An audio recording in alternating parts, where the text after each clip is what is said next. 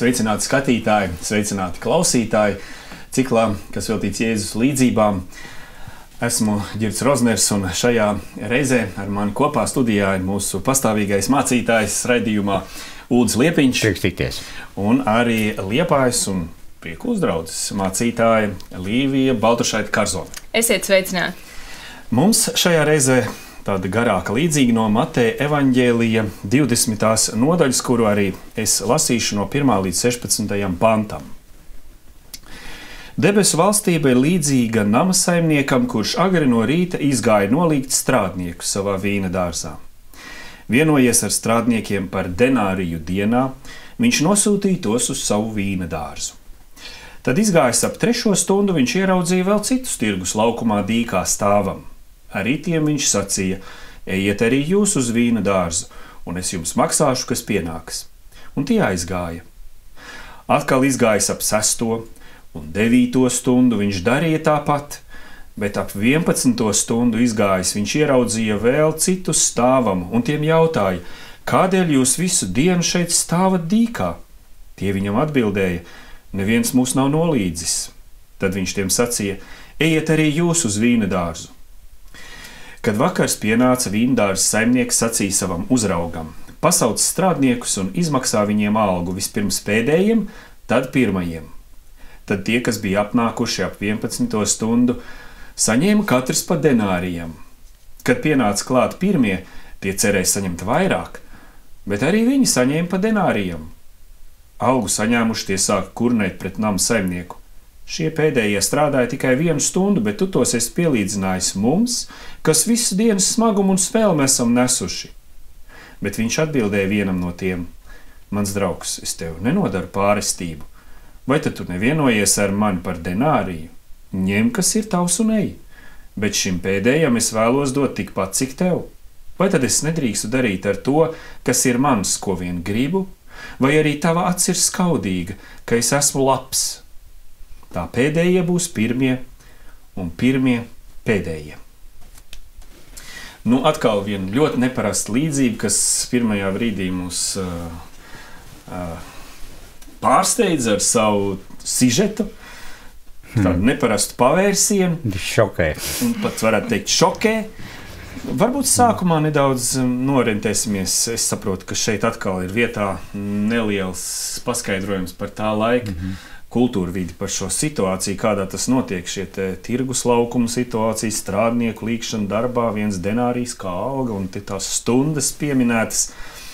Kas tie ir par laikiem un vai mums ir kaut kas jāzina to visu lasot, lai labāk saprastu šo līdzību?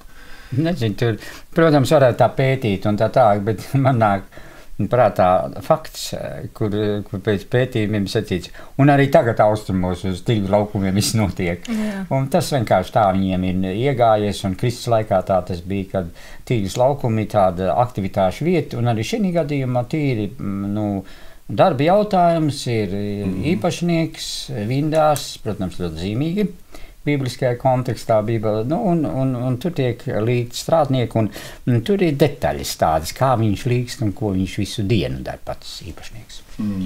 Kādas tās detaļas būtu? Tur galvenais ar algām sanāk. Jo sākumā ir skaidrs līgums, 1 denārijs. Otrā viņš pasaka tā: es maksāšu to, kas pienākās. Tas ir interesanti, ka tie strādnieki pilnīgi tādi, atkarīgi no tā, ko tas saimnieks darīs. Un tad, protams, beigas ir šokējoši, ka viņš tā dara. Ka viņš visiem vienu samaksā. Un es nezinu, vai tas ir tā raksturīgi austrumiem tieši šis risinājums, vai Kristus arī grib. Jūs kaut ko skatījāties? Es domāju par to jautājumu, kad Jēzus ņem kaut ko labi zināmu viņiem, un tāpat laikā pavērš tā, kā viņi nav gaidījuši vai nav pieredzējuši. Šajā gadījumā par to maksāšanu, par to sarunu, kas seko pēc tam, bet par to sākumu tas liekas diezgan pierasti, kad rītā agrumā iet un līdz strādniekus, un tā tas tur notiek. Un tās stundas, tas ir svarīgas mums, ko mums viņas izsaka, tās 3. stunda, un tad 6., 9., 11. Tur tāpat tās laika skaita kā mēs, tikai mums pusdienas laiks un pēcpusdiena un tā tālāk. Skaidrs ir, kad sākumā līkst kaut kādā agrā rīta stundā. Jā, viņiem ir tā, viņi strādāja no agra kā viņiem saulīt leca vai ne, un līdz ar krēslai. Ka tā ir tā diena un tā dienas nauda. Sadalījās tālāk un pēdējie, pagalīgi Tur var saprast, ka gandrīz vai 1 stundu. Jā, tāda īstākie neveiksminieki, bezdarbinieki visu laiku. Labi. Es kaut kur dzirdēju tādu domu arī, ka tā līdzība nedaudz atspoguļo tādu situāciju, kas ir bijusi no tāda sociālā netaisnīguma viedokļa, kas iezīmē to, ka ir šādi strādnieki, kas ir tādi lauku īpašnieki, un viņiem, protams, ir kaut kādi līgtie strādnieki, kas strādā visu laiku, un tie ir tie laimīgie, kuriem ir darbs. Un tad iezīmējās tie cilvēki, kuri tiek vienkārši līgti darbā tad, kad viņiem vajag to ražu novākt. Un mums jau arī būtībā tā situācija Latvijas celtniecībā, ja, ir tie laimīgie celtnieki, kur strādā prestižās celtniecības firmās, kuriem ir visu laiku darbs. Un tad ir tādi cilvēki, kuri prot strādāt, bet, viņi gaida, kad kāds viņam piezvanīs un sauks uz kādu objektu, ja, un tad viņš dabū pastrādāt. Un tā ir tā situācija, kas ir ļoti līdzīga varbūt arī šai, ja, ka ir cilvēki, kuriem nav lemts būt tiem laimīgiem, tajā pastāvīgajā, labajā darbā būt iekšā, un kuriem vienkārši ir jāsamierinās ar to, ka viņus kādā brīdī vienkārši pasauc kādam nelielam gabalu darbiņam, ražas novākšanai. Un, protams, tas iezīmē to, ka tās atalgojuma lietas tad līdz ar to ir atšķirīgs. Tas, kas te prestižajā firmā strādā, viņš labi saņem, tam būs atkal tādas vairāk kā kāds teica, mēs esam kā vilki, kad mums ir ko ēst, mēs paēdam, pēc tam atkal badojamies. Bet tu domā, ka tagad mums jāvērš uzmanību uz to, vai tas ir patstāvīgs un regulārs darbs, vai uz to darbu ilgumu, vai mums ir Lai kā arī nebūtu, bet tas paradoks, es saprotu, mums parādās tajā brīdī, kad mēs redzam, ka tā alga visiem ir vienāda. Lai vai kā viņi ir strādājuši, vai ko viņi ir darījuši. Un tas ir tas arī, kas mums izraisa šo te izbrīņu, ja, par tik neatbilstošu to atalgojumu sadali. Interesanti, Līvija, te sacīja vērst uzmanību. Uz ko vajadzētu Līvija vērst uzmanību? Kā te sanāca? Jo šobrīd es skatītos uz to, kas notiek pēc tās darba dienas beigām, kad tiek izdota šī dienas alga. Un ko tur jautā? Tad vai tur ir sociālais taisnīgums, vai taisnīgums vispār vai nav? Kā jūs uz to skatāties? Sociālais taisnīgums, Ģits tā labi ieskicēja, jā. Kas ir taisnīgums? Te ir žēlastība. Viņš apžēlojas par tiem, kuriem nepienāktos nekas. Un tie, kas bija visdienas strādājuši, viņi saņem tas, kas ir līgumā. Tā kā tur ir viena cita nianses, ka tie līguma strādnieki, viņi tādi ļoti dabiski cilvēki ir. Viņi pieskata, kā citiem maksā algas. Noteikti viņi domā, ka saimnieks ir netaisnīgs, ka viņš tā rīkojas. Es domāju, ka viņi jūtās tādi zināmā mērā apvainoti, jo te ir, mēs esam no rīta agruma pūlējušies un strādājuši. Un tagad vispār samaksu sāk no otra gala. Jā, un tomēr es pievērs uzmanību, ja, kāpēc viņš izmaksā viņiem algu vispirms pēdējiem. Tad pirmiem sanāk, ka tiem pēdējiem tie, kas vismazāk strādājuši, tiem samaksās to vienu denāriju, un tad iznāk, ka viņš tā izdara speciāli, lai tie, kas ilgāk strādājuši, lai redz. Bet ir ka viņi var rēķināt tagad. Katrs būtu aizgājis nezinot. Jo tagad es varu rēķināt, ja viņš par stundu dabūja denāriju, bet es esmu no rīta agruma strādājis. Es domāju, tur noteikti cilvēks sāk rēķināt uzreiz un domāt un aizmirst, ka viņš sarunāja arī par denāriju. Es domāju, ka tur noteikti kaut kāda pedagoģija ir iekšā tajā visā. Ko viņš gribēja tiem strādniekiem iemācīt, tas saimnieks. Bet paklau, katru bībeli tur vaļā ir ģirdi. Ko saimnieks teica pirmajiem? Viņi tur bidīt neapmierināt. Bet ko viņš teica? Jūs paņemiet to, kas viņš pienāks veikt prom. Ņem, kas ir tavs un ej. Jā, tā kā tur taisnības princips ir bijis pilnīgi ievērots. Tur nebija jā, jo tāpēc, ka ja tu tagad sāc man tiesāties, jā, par to, ko es daru, ko es varu darīt, tā ir man darīšana, ko es daru, maksāt tās algas, tad tu zini, ko pēc likuma un pēc būtības un pēc visām cilvēktiesībām un darba nolikumiem tu paņem savu algu un beidz šī taisīt traci. Jo viņš arī saka, vai tad es nedrīkst darīt ar to, kas ir mans, to, ko es gribu. Un tad viņš pajautā par to skaudīgumu. pareizi tur ar tādu vietu bija. Vai tava acis ir skaudīga, ka es esmu labs, vai tevi apvaino tas, ka es esmu labs? Jā, man gandrīz vai tas izklausās kā tāds pretjautājums, jo tāda sajūta ir, ka tie kurnētāji it kā viņam jautā, ja jau tu esi tik labs, tad maksā mums vairāk. Dod man arī. Ko tad tu? Ja tu tik labiņš esi, ja? Un viņš viņam atbild ar pretjautājumu, ja? Tev skauž, ka es esmu tik labs, ja? Tā kā viņi to problēmu uzveļ tam saimniekam, ka tas tagad, negrib būt labs līdz galam, bet viņš viņu tā parāda īstenībā problēmu pavisam citur.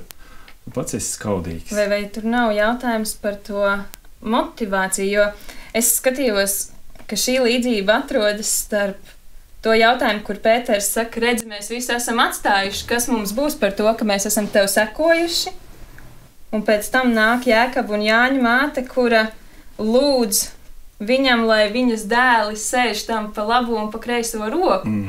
Un kaut kur pa vidu tam visam Jēzus saka, tie pēdējie būs tie pirmie, vai tev skauž tas, ka es esmu labs? Jā. Tas gan labs jautājums ir, jo, paldies, Līvija, tas rosināja sekojošo. Patiesībā visi tie piemēri Kristum ir debesu valstība līdzinās tam un tam un tam. Šī līdzība tā sākās, jā. Un debesu valstības principi savādāk. Tur Kristum visādi piemēri bijuši mūsu arī šī projekta laikā. Mēs esam mācījušies un apgalvuši, ka drusciņi esam pārsteigti, ka debesu valstībā ir savādāks vērtību skala, attieksmes pilnīgi savādāks nekā mums te tas tā cilvēcīgi ir izveidojušās tur. Un šī gadījumā man izskatās tā, ka pirmais īstais tāds stimuls, jeb tā atmosfēra, kāda debesu valstībā ir labestība, jo viņš ir labestīgs, tas, kuram ir visa vara šī gadījumā, pār vīndārs un pārējo. Tad ir tas, kad pamata problēma būs tur, kad mēs viņa labestību nemākam novērtēt, ko viņa nozīmē, it sevišķi pret sevi. Jā. Tāpēc viņš bija spiests pateikt, jums ir savs līgums, lūdzu, maņa ņemiet, un kas jums pārnodarīts, vai? Un tā kā atkal tur var sākties tādas lietas. Tā kā es redzu šeit debesu valstības unikumu, kurā kāds, man liekas, veiksmīgs nosaukums šai līdzībai bija auga no žēlstības, jeb žēlastībā. Auga žēlastības, lai varētu saprast, kā tas ir samaksāt algu, kā atalgojumu, to, kas tev ir vajadzīgs, lai tu izdzīvot, bet vienkārši apžēlojoties par tevi. Jo es domāju par to, ka ļoti atšķirtos arī mūsu redzējums uz šo līdzību. Ja mēs lasītu un ieliktu sevi pie tiem strādniekiem, kurš ir strādājis to pēdējo stundu, jo es domāju, ka tas tā bieži tomēr gadās, ka cilvēki ar gadiem sāk likties, ka es tik daudz esmu darījis, es tik daudz esmu atstājis, es esmu tik dedzīgi no sirds kalpojis šādās un tādās lietās, ka mēs nespējam varbūt paraudzīties uz to, ka mēs esam pēdējā stundā aicināti un saņēmuši neizmērojamu žēlastību. Mēs varbūt reizēm ejam par kādu taisnīgumu ideju, kas šajā gadījumā lasot šķiet ir pilnīgi pretēji kaut kam tam, kas ir mans taisnīgums cilvēciskā izpratnē, un ko viena kalna saimnieks saka, kas ir taisnīgi. Jā. Jāsaka tā, ka lasot to līdzību un pētot to jautājumu, es atklāju, ka īstenībā Kristus šo līdzību stāstīja, ņemot pa pamatu kaut kādas jau zināmas līdzības, kas jau tajā laikā bija. Šis ir viens no tiem gadījumiem, ka īstenībā ir diezgan daudz pat bijušas līdzības tādas, kas izceļ to īpašo atalgojumu tiem, kas strādā vairāk. Ir tāda līdzība, kur Izraels tiek pielīdzināts līdzās citām tautām kā tāds, kurš ir daudz vairāk izdarījis Dieva labā nekā citas tautas, un tāpēc arī viņa atalgojums ir plānots lielāks. Ja? Un tāpat ir arī cita līdzība, kur tieši aicina arī darbā strādniekus un nesaka viņiem, kāda būs alga, un viņiem jādara dažādi darbi, kur patiesībā ir atšķirīgi atalgoti. Un tad, kad tā darba diena beidzās, tas atalgojums tiek dalīts, tad atklājās, ka viens ir strādājis lētāku darbu, otrs ir strādājis labāk atmaksātu darbu, un tad tur notiek kurnēšana, kāpēc tu neteici, kā tu maksās, mēs būtu izvēlējušies tos darbus. Bet tu tikai tagad to saki, un tad tas saimnieks saka, nu, bet ja es būtu teicis, tad jūs visi būtu skrējuši pie tā zelta koka un nebūtu strādājuši tos vienkāršos darbus. Bet šeit Jēzus uz tā visu fonu uztais vienu pilnīgi jaunu līdzību, kur viņš visu nolīdzina.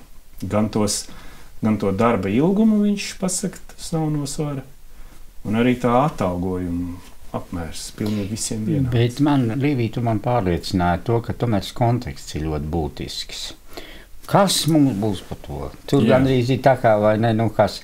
Un arī mammīte ar abiem dēliem, vai ne, to pirmo pakarīs pa labu, vai ne? Nu, tāda viņu cīņa pa vietām. Šī gadījumā Kristus vienkārši tādu piemēru rāda, lai rādītu, ka tie pirmie un pēdējie, ja tas jautājums debesu valstībā ir savādāks. Viņš nav tāds, kā paši pat mācekļi, viņi nav sapratuši vēl daudz, ko mācīdamies Kristus skolā. Ka tas jautājums ir savādāks, un man pašam, paldies ļoti, Līvija, ka tu to arī atgādini, es esmu gūs tādu gandarījumu, ka debesu valstībā beidzot ir miers pa cīņu pēc vietām un augstākiem stāvokļiem. Tur ir labestība. Atbildīgie amati, ļoti smagas nastas, tas ir labestības jautājums. Mazāks būtu atbildības, mazāk labestības jautājums. Tas beidzot, tas mūsu pasaules, tas visa tā konstrukcija, kur viss ir balstīts tikai uz konkurenci un kā viens otru pārspēt un kā tik tur tā nav. Tur beidzot viss ir savās vietās. Un var tā kā tāds vesels un dzīves un skaists organisms, katra vieta savā vietā. Tu tagad vairāk runā no tā strādnieka viedokļa. Un tā tas noteikti arī ir, kā tu saki, bet varbūt, ka varam vēl arī paskatīties no tādas saimnieka puses, ko no saimnieka puses šī līdzība mums pasaka. Ja mēs teikt tā sadalīt tās lomas atkal, ka šis saimnieks ir atainots, ka tas ir Dievs un viņa attieksme pret saviem kalpiem, ko mēs saprotam, tie ir tātad viņa sekotāji, ko mēs jau uzzinām par Dievu šajā līdzībā. Pirmā reakcija, ka Dievs netaisnīgs, ka viņš sadala tādas algas, kā nevajadzēja varbūt. Bet kas tā ir par tādu jaunu atziņu, ko mēs tad par Dievu uzzinām? Tā uzreiz. Nu labi, tad no grāmatas pareizo atbildi, Šo līdzību mēs kristietībā zinām kā. Starpība starp algotņiem un glābtiem cilvēkiem žēlastībā. Ir tādi, kura Dievu slēdz savus līgumus, un beigās viņi ir neapmierināti ar visu. Viņi ir neapmierināti ar savu līgumu, viņi ir neapmierināti ar to, ka Dieva žēlastībai glāb cilvēks, un šis te piemērs ir kā tāds ļoti liels ainojums, ka tiem, kuri slēdz savus līgumus ar Dievu, tu man tā un es tev šitā, viņiem ir ļoti liels garīgās problēmas, kur ir vissmagākā problēma, kāda vienmēr būtu skaudīgāts. Jā, nu tad tā ir līdzīga par žēlastību arī. Jā, nu kā mums tā žēlastība, kā cilvēkam īstenībā, kā mēs viņu uztveram, vai mēs viņu saprotam, ka tas ir pareizi, ja mēs bieži vien tomēr domājam, nē, nu tā žēlastība, viņi man kaut kur traucē, Mums ir patiesībā tā grūti pieņemt, jo mēs esam lasījuši, mācījušies un runājuši par to, ka tā kā Jēzus rīkojas, tā ir vislabāk. Kamēr mēs par to runājam, mēs to tā domā pieņemam, kad mēs saskaramies ar to dzīvē, mums bieži vien nav viegli to pieņemt un saprast, ka... Un varbūt arī rīkoties tā. Jā, tas mums izsauc tādus jautājumus, tādas nesaprašanās. Mēs gribam kaut ko tagad novienoties, kaut ko tomēr samainīt, kaut kādus nosacījumus, iegūt varbūt lielāku labumu, kā šajā gadījumā mēs redzam. Jā, un tev bija tāds arī laba doma par to, ka šī žēlastība vai viņa patiesībā nav tāda aizvainojoša. Ja? Tiem, kas ir bijuši ilgāk, kas ir pūlējušies, kas ir strādājuši, nu noteikti, ka ir no cilvēciskā viedokļa. Un noteikti, ka šī problēma ir aktuāla arī šodien, ja? Kad cilvēki, joprojām, kaut arī ir teikts, ka nevajag tās vietas dalīt debesu valstībā, kaut kur domās dziļi iekšēji tomēr sliecās uz tādu sadalīšanu. Jā, es esmu diezgan ilgi draudzē un esmu daudz darījis un kalpojis Dievam. Noteikti, ka Dievam ir tādas labas domas par mani, nekā šim, kas tikko ienāca un tagad ir tāds jo mums ir vieglāk jauniņais. Izturēties vienlīdzīgi, ja tā var teikt, pret tiem, ja mēs esam vienādās pozīcijās, ja mums ir vienāda starta līnija bijusi un vienāds ceļš, tad, ja mēs saņemam vienādu atalgojumu, tad lielākoties mēs teiktu, ir viss kārtībā. Bet, ja mums ir bijuši dažādi atšķirīgi šie starta laukumi un dažāds ceļš, tad mēs sāktu vienam piedot kādas lietas, no otra kaut ko stingrāk atprasīt, ka mēs nevaram pieņemt, ka žēlastība pret tiem, kuri nav vienādās pozīcijās, ir vienādi liela. Kaut kā grūti, man šķiet, ja es varēju noformulēt tā, lai jūs saprastu. Jā, es sapratu gan, bet man iekšēji skan Kalna svētdienas vārdi. Svētīgi, žēlsirdīgie, tie žēlstību dabūs. Un es pamanīju, ka kungs, šī gadījumā viņš ir iejūtīgs, žēlīgs. Viņš domā par tiem, kas tur pašā pēdējā brīdī bijuši, lai viņiem arī tiek gandarījums, ka viņi uz mājām aiziet ar dienas aldziņu, aiziet, kaut uz mājām var iet vēl veikalā kaut ko garšīgi nopirkt. Tas tā. Lai nav tā, ka tikai tie, kas ir no rīta strādājuši, tie var atļauties visu ko.